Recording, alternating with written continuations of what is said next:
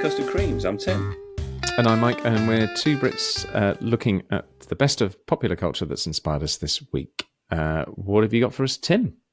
Well, whisper it quietly, Mike, but a little story about the England football kit, which I know might have slipped under everyone's radar, and also 40 years of Ghostbusters. The busting makes me feel good.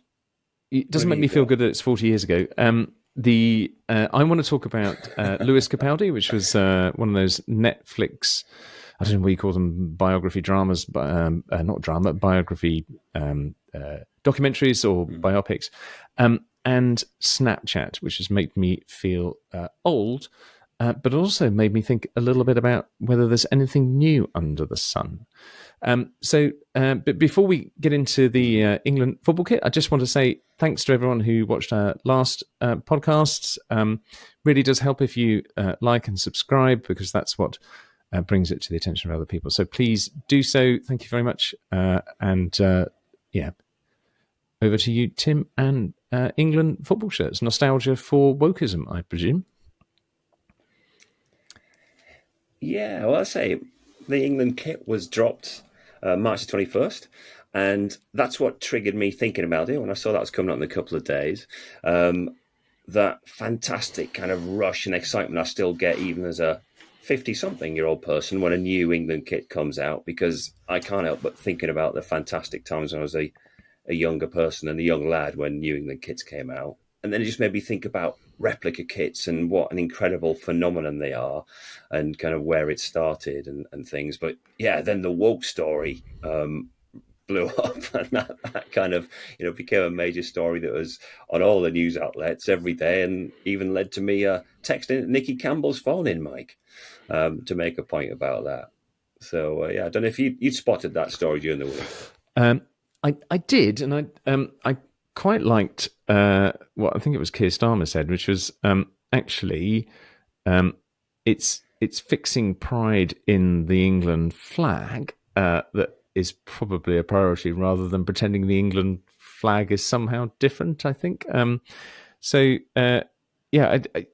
those who don't really understand this because they're not in England, there is something a little bit sort of tainted, isn't there, about the England flag? I think it's too long been associated with sort of hooliganism and a sort of aggressive patriotism for England, not helped by the fact that the other countries in the United Kingdom feel that there's an arrogance, I think, in England. So there is a sort of, it's not associated with a sort of pleasant pride in the country so much, is it? Yeah, that's right. And I don't remember a few years ago, there was a big kind of hoo-ha about, and I've gone on a bit of a tangent here, but Emily Thornberry had kind of tweeted a picture of an England flag hanging from a window, and there was a slightly negative connotation to it, and then she was a bit on the back foot. And yeah, I mean, ever since being a kid, there was that slightly uncomfortable feeling about St George's Cross. And, it never appeared in football grounds. If you watch clips of the World Cup final in '66, it's all Union Jacks. That St George's Cross only really came back in '96. And one of the interesting things about the kind of the woke story, which is why I texted Nicky Campbell, was St George's Cross is not a historic emblem on England football kits. The first time the St George's Cross appears on England football kit is 1997. And that's no coincidence, because it's straight after Euro 96, when the St George's flag was everywhere in the stadiums for the first time. So that was the first time it appeared. And the other reason I texted in was, they had used it before. After that, they'd used a multicolored version, and 2011, a guy called Peter Saville, Mike, who designed the factory record sleeves for New Order and other bands, was asked to design an England football kit in 2011, and he used multicolored crosses of St George across the back shoulder panels. Red, green, yellow, black, blue, and he called it the fabric of England, and it was a diversity angle. And no one really kind of noticed it at the time, so it wasn't the first time being used anyway. Yeah, so I get all that. The England colours have always been sort of red and white, haven't they?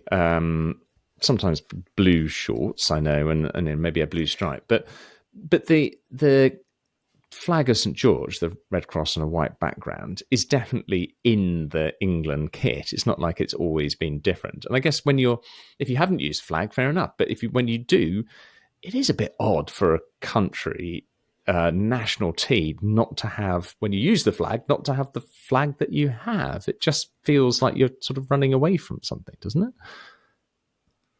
Yeah, I think it's a design error, and I think the Nike kind of explanation for it was a bit feeble and a bit management speak. But yeah, I think it feels a little bit of a confected row, as in it is a little tiny cross on the back of a colour, and it doesn't matter massively. But it did make me think about, what was my... Sorry, go on. Well, is it a good shirt, though? I mean, isn't it phenomenally expensive as well? Yeah. It is eye-wateringly expensive, Mike, but, and this is another interesting point as well, I did have a look back when Admiral, the kind of 70s and 80s sportswear brand that were really the first proper manufacturer of replica kits to sell to kids, when they picked up the Leeds United deal. I look back at their adverts from 1974, and a large boy's kit was £8. And if you do the inflation calculation, that comes out at 72 quid. So they've always been at that kind of price point for a kid's shirt. That's still comparable to what Nike are charging now. So it's not like in the good old days they were like, extremely cheap. So again, the price row is a little bit. It's always been like that. They've gone up a lot in the last few years, but that's probably because they were artificially a bit low. And I think it is a good kit. I do like the new kit, actually. I do like it, and I did buy one for my two lads, George and Jimmy, which is a bit excessive, but I had not even for their birthday. As a result, with my car. No, I just did it because the Euros will be coming up in June, Mike, and I thought, I'm just going to do it. And part of the reason was I had my car in for a service this week, and it was really cheap, and it needed nothing for the MOT. And I thought, great, bit of extra money. I'll buy a couple of England kits, and then someone scraped my car in Tesco's car park. The fact that something bad hasn't happened to you doesn't mean you've got money that you can now spend on something else. That's weird economic logic.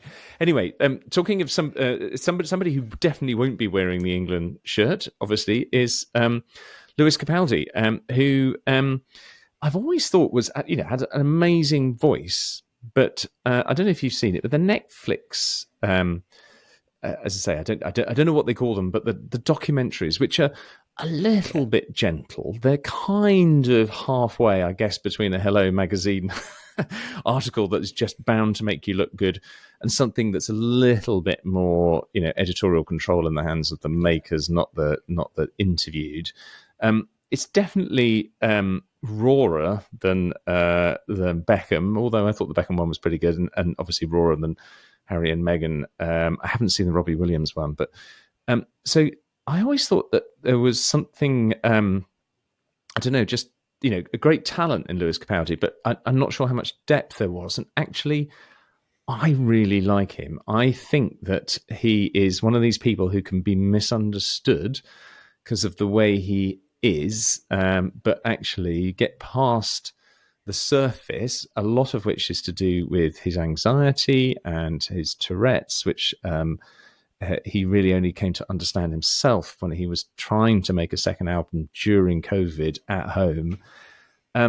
So yeah, he's really a likable guy. I mean, he comes from a very one of those towns in Scotland, and there's a lot of them. A lot of them in England, in places that is kind of neither here nor there. It's it's halfway between Glasgow and Edinburgh. He clearly has lovely parents, a lovely family, and really good mates locally.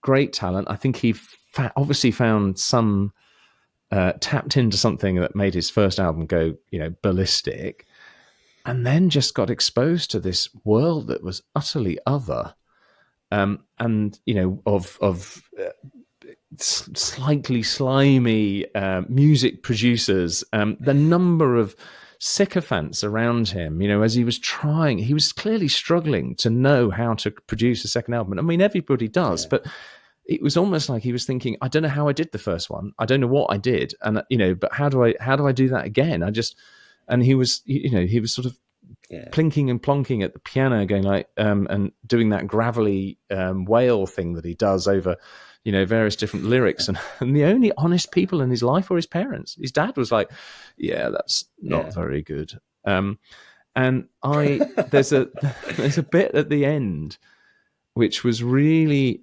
telling, and it told a story that's been told 1,000 times before. But he went over to the West Coast, to somewhere in California, and it all looked idyllic, right? He was staying in a gorgeous hotel. He was wandering the streets at night, nice, posh place, warm. Obviously, the world was his oyster. He was hating it. He just didn't know where to put himself. Even though he was surrounded by people that just said, everything's great, that was wonderful, could you just do a bit more of that? He was absolutely lost. So he had to take a break. His anxiety and his Tourette's was getting on top of him. And then he did what, we all probably know we should do, but is he just went back home. He hung out with his mates, and he started thinking about real life again, and started singing about that, and that's how he got himself to a second album that he was proud of, and from which some hits came. But it was actually real. It was a real guy who you could really get to understand. And now his humor and attitude, slightly chippy attitude that you get from him is, I can see for what it is, and I think he's fab. What do you think of him? Yeah, well, I didn't know that much about him. I mean, I still kind of listen to music pretty avidly, so I'd heard his songs. I haven't seen the Netflix documentary or special, but I know my kids have, and they loved it. And George, in particular, the older one, who's kind of 17, thought it was fantastic. And he really likes Lewis Capaldi. I think he's got a great voice. When I've seen him interviewed on TV, he comes across, as you say, a bit chippy, but in a likable way. Yeah. And, he is a bit like Ed Sheeran.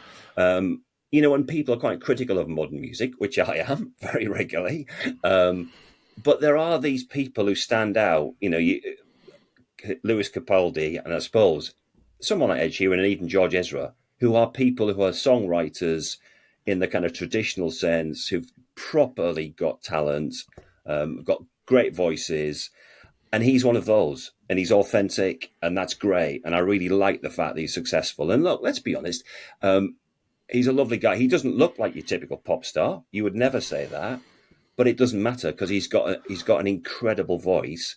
And that's really quite heartwarming. That makes me quite positive about modern music in Britain because he's a huge star and it doesn't matter. And that's fantastic. So I will watch it. I haven't seen it, but I say I have heard good things about it. And obviously you can put sort of Adele, Ed Sheeran in the same bracket, really, as, you wouldn't... if there was the opposite of the voice, right, where you could only see the person and you couldn't hear what they sounded like, frankly, I don't think any of those would have got through, right? But they are super talented. There's a if you want to see a kind of sad but joyous part of his journey, as they say on TV.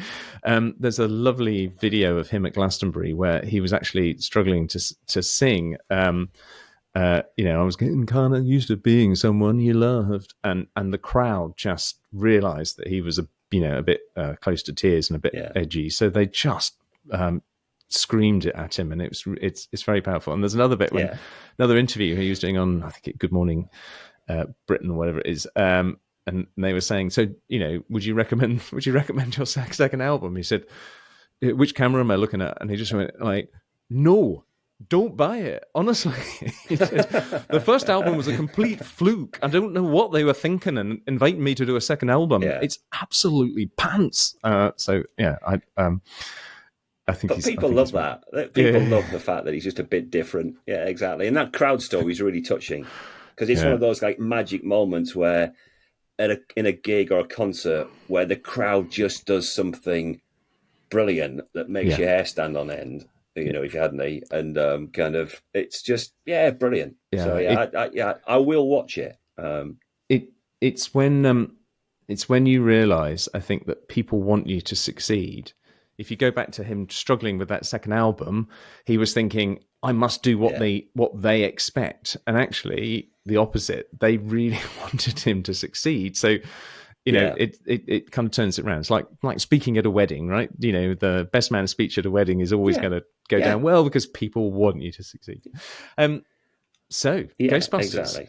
who are you going to call? Yeah, yeah. Exactly. And yeah, this one kind of popped up again because you got a new Ghostbusters film, Frozen Empire, but it was 40 years, since Ghostbusters came out, which, as you said, is pretty scary because I still remember going to see it at the cinema. It came out in 1984. I rewatched it because of the publicity it was getting because of the new film that came out, and yeah, I love it. I love the idea behind it. For anyone who hasn't seen it or come across it before, I say it's a a, a comedy, scary comedy film starring Dan Aykroyd, Bill Murray, Sigourney Weaver, Howard Ramis, Rick Moranis, and Ernie Hudson. Um, it was a huge box office success, so I think it was massively outselling really big films in 84. 84 was a fantastic year for film and music. So you had stuff like Gremlins and Karate Kid and Romancing the Stone, Indiana Jones and the Temple of Doom were all out in 84, and Ghostbusters kind of outsold all of those and was like the sixth highest grossing film of all time, in 1984. Fantastic theme tune. As we mentioned, Buster Makes Me Feel Good. And as you said, Who You Gonna Call by Ray Parker Jr., which got a BAFTA. So it was one of those films where just everything came together. It was a great idea. It was a great concept, fantastically big hit single, good comedy actors, a lot of improvisation in the script. Um, Probably looking back at it, maybe not a brilliant film, a good film, but not a great film, but just something that caught the spirit of the times.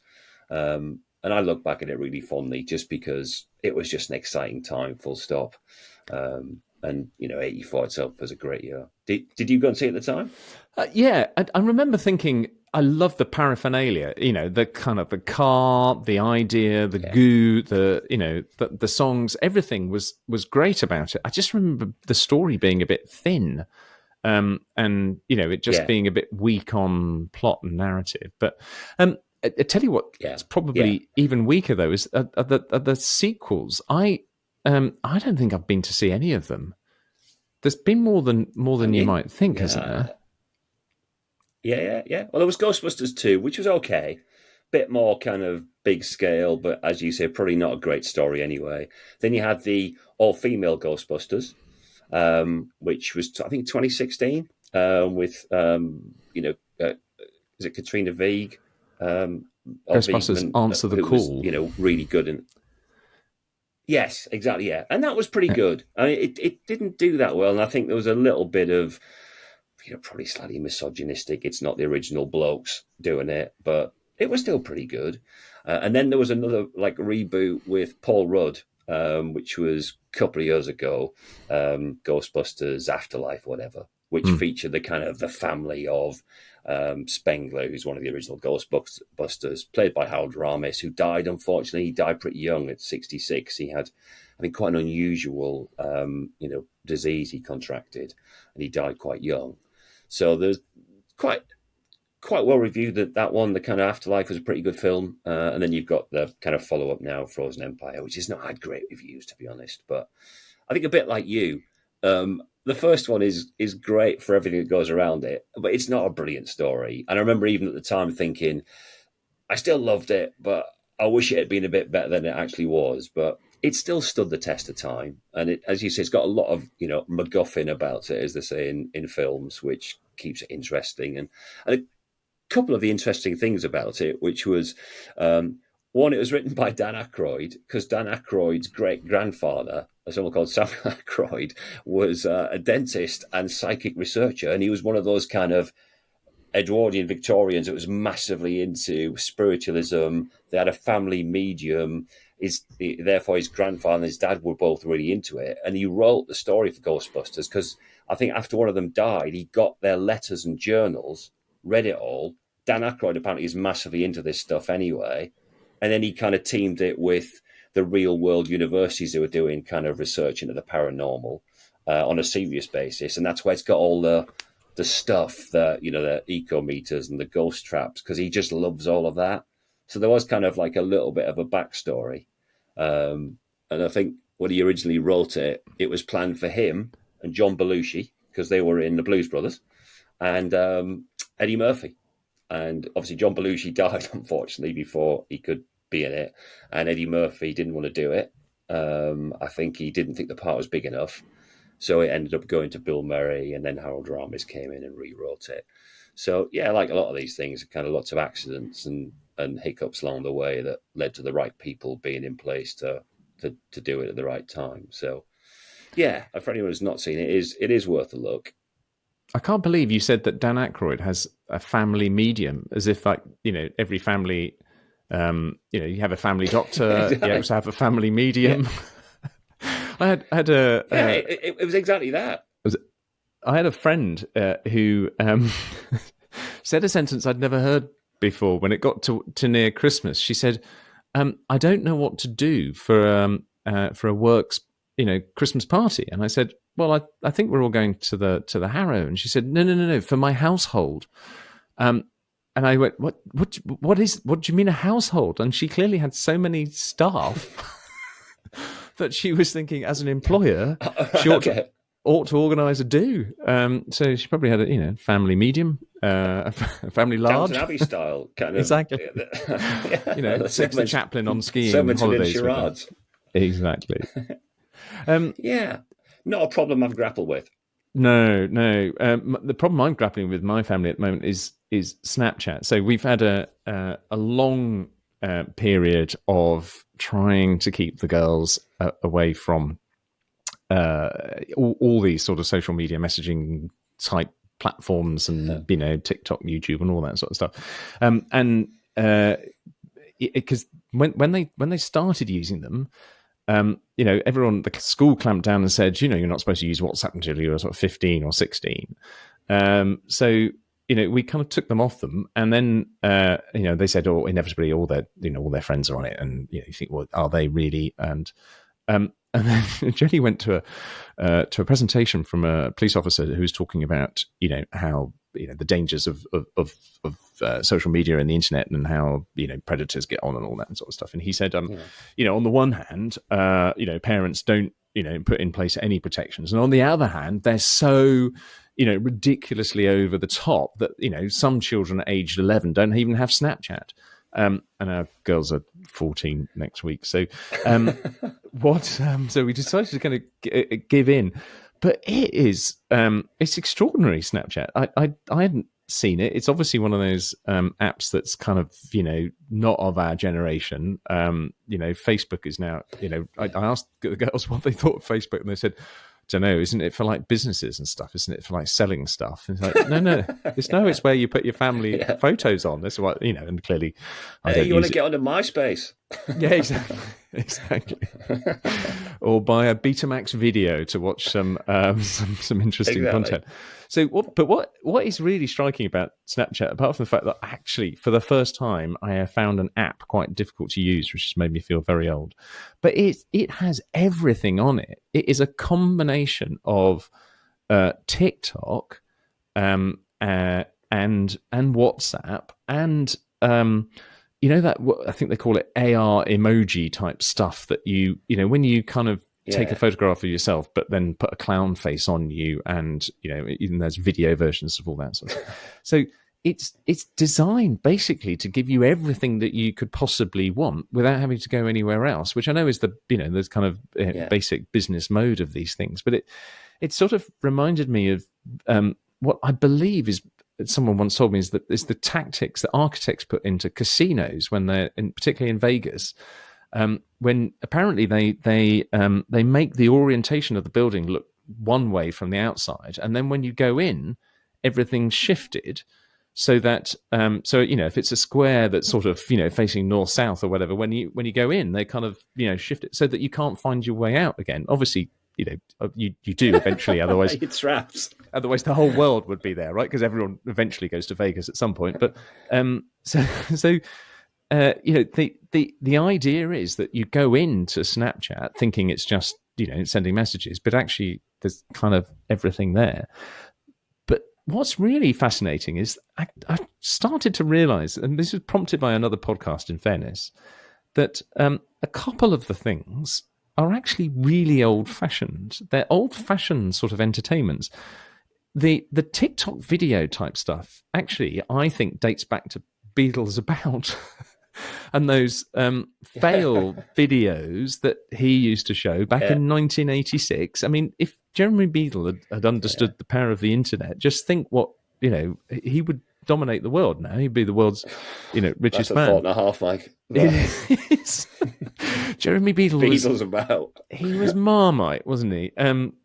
But it'll be all right on the night as well. Dennis Norden and Les Marmite. I used to like Dennis Norden. All those sort of mistake video type things. They were there. It was entertainment already. And the AR emoji stuff, which you make yourself look like a piece of broccoli or whatever Lily seems to want to do. That's Hall of Mirrors. That's Hall of Mirrors, isn't it? That it's that kind of making warping the reality for a giggle. So it kind of all is converging, and I do wonder whether actually there isn't. Is there anything new? There's more complication because they're trying to bring everything to one app and manipulate and maneuver you to just want to stay and click and click and click. Yeah. But in substance, I'm not sure that these apps are actually going anywhere in terms of generating, particularly new entertainment or content at the moment. But yeah, and I think you're right. I don't use Snapchat. I'm not on Snapchat. I'm on WhatsApp. I don't use Facebook. But interestingly enough, the two lads use Snapchat all the time. Snapchat is clearly the app of choice for the youth. And Lorraine went on Snapchat because when Jimmy was skiing or whatever with a school, it was the only way we could communicate with him. Because you can send him a text message or whatever, and he thinks that's like hilarious, kind of sending a message by a pigeon or whatever. If I say to my kids, I'll text you, they think it's like hilariously old-fashioned.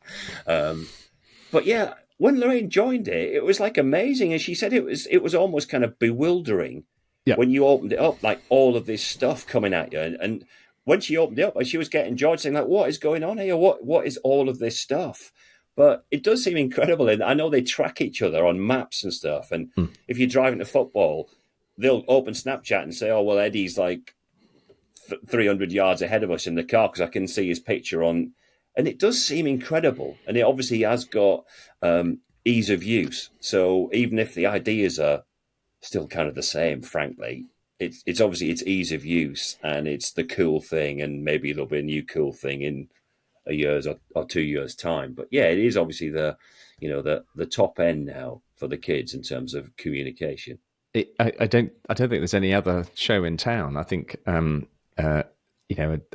and text messaging are kind of just might as well send a pigeon round, I think is how they view it. But I'll leave it on this. The most depressing thing, particularly for me, looking like I do, is that as you open the app, it has a selfie. That's the thing it presents you with. Is it assumes that you're going to take a selfie, so it doesn't go to like some menu or some options. Just straight in.